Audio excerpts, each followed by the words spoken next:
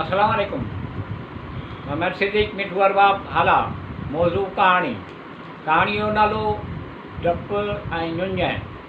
डप जानी माली नुक़सान घाटो थियण जो, शराब ख़ौफ़।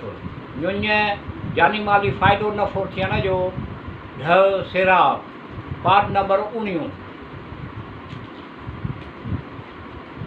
जिन माण्हुनि हज़रत लूत अलैहिस्सलाम ते ईमान आंदो, अल्लाह जे हुक्म जी तैबेदारी कयऊं, पोइ बासलामत बाहिफ़ाज़त निकिरी विया। ईअं थियो। जिन माण्हुनि नाफ़रमानी कई, हुक्म जी बजावरी कोन कई, उन्हनि ते ई अज़ाब नाज़ुल थियो। ईअं थियो। माण्हुनि खे भरवसो थियो, ईमान अञा बि पको पुख़्तो थियो ऐं अल्लाह करीम जी इबादत करण लॻा। ईअं थियो। हज़रत लूत अलैहिस्सलाम जो केर बि ख़ानदाननि ऐं उन जे क़बीले जा माण्हू उते कोन हुआ। ईअं थियो। हज़रत लूत अलैहिस्सलाम संदसि क़ौम खे ख़ुदा जी इबादत करण जी तरकीब ॾियणु लॻो। ईअं थियो। पर उन्हनि माण्हुनि हज़रत लूत अलैहिस्सलाम जे नसीहत खे क़बूल कोन कयो। ईअं थियो। हज़रत लूत अलैहिस्सलाम घणे बि अल्लाह जे तरफ़ां अज़ाब अचण बाबति डिॼारियो, पर उन्हनि अटाट न कई। ईअं थियो।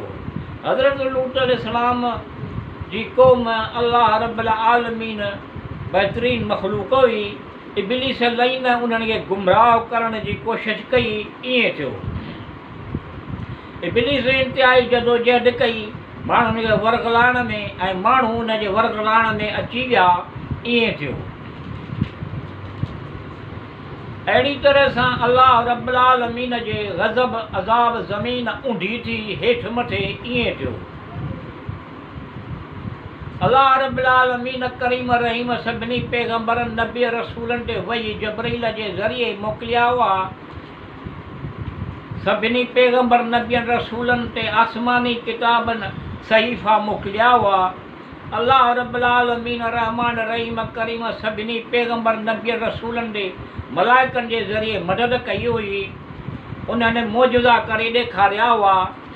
ईअं हज़रत इद्रीस अलैहिस्सलाम ख़ताटी कढो। हज़रत इद्रीस अलैहिस्सलाम जो हिकिड़ो कनु नंढो, हिकिड़ो कनु वॾो हूंदो हुयो।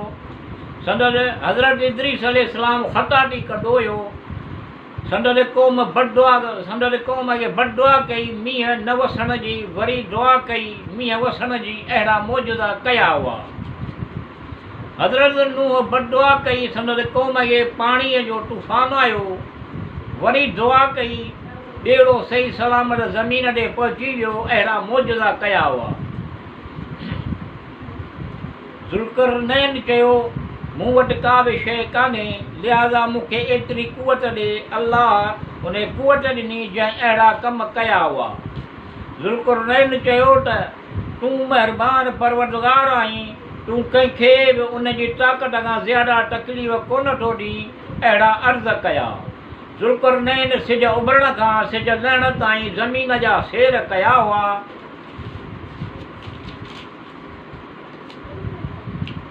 उन रस्ते जे विच ते जेकी कुझु हुयो मुशाहिदो कयो ॾिठा हुआ। जबल सहरा रस्ता जे रस्ते ॾिठा हुआ। उन रस्ते जे विच में ते जेकी बि कुझु हुयो मुशाहिदो कयो। जबल सहरा रस्ते ॾिठा हुआ। अल्लाह रब्बुल आलमीन करीम रहीम ज़ुल्करनैन खे हर शइ जो इल्मु ॾिनो जंहिं अहिड़ा कम कया हुआ।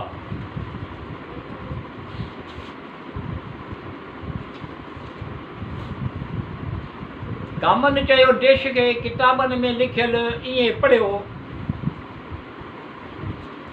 हज़रत हूद जे क़ौम में गुमराह हुई ऐं हज़रत हूद ओॾां हिदायता थी आयो। हज़रत हूद जी क़ौम गुमराह हुई ऐं हज़रत हूद हिदायता थी आयो। जॾहिं हज़रत हूद जिन जी उमिरि 40 साल हुई थी, ख़ुदा उन ते वही नाज़िल कयो त पंहिंजे क़ौम खे अल्लाह जी इबादत ऐं वहदानियत जी दावत ॾियो। अगरि उहे क़बूल कनि था त उन्हनि खे कुवत माल में इज़ाफ़ो अलाह कंदो। ए माण्हू हिकु ॾींहुं हिकिड़े मक़ाम ते गॾु हुआ। हज़रत हूद उन्हनि वटि आयो। हज़रत हूद अलैहिस्सलाम जे उन्हनि खे चयो अलाह जी इबादत करियो जंहिं तव्हांखे पैदा कयो आहे कयो, अलाह खां सवाइ ॿियो को बि महबूद न आहे ईअं चयो। तव्हांजे तरफ़ ख़ुदा तरफ़ां मोकिलियल आया, तव्हांजे वटि तरफ़ां ख़ुदा जे मोकिलियल आहियां, बुतनि जी परतिश तर्क करियो। उन्हनि माण्हुनि कॾहिं बि हज़रत हूद अलैहिस्सलाम जॾहिं हज़रत हूद अलैहिस्सलाम जो कलाम ॿुधो गज़बनाक थी विया, हज़रत हूद जे तरफ़ दौड़िया ईअं कयो ऐं हज़रत हूद खे घोटा ॾियण लॻा। एतिरे क़दुरु जो हू बेहोश थी वियो हुयो।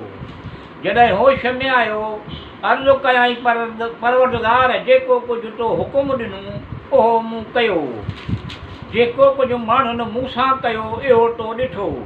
उन महिल हज़रत जबरील अलैहिस्सलाम जो नाज़ुल थियो। हज़रत जबरील अलैहिस्सलाम फरमायो, अल्लाह ताला आहे फरमायो तूं बदिल न थी, रंजीदा न थी, तो पंहिंजे क़ौम खे हिदायत करण में सुस्ती कई ईअं कयो। हालांकि अलाह वाइदो कयो, हालांकि अलाह वाइदो आहे कयो त तुंहिंजो ख़ौफ़ उन्हनि जे दिलनि में विझंदो, पोइ उहे माण्हू तोखे तशदुद कोन कंदा ईअं थींदो।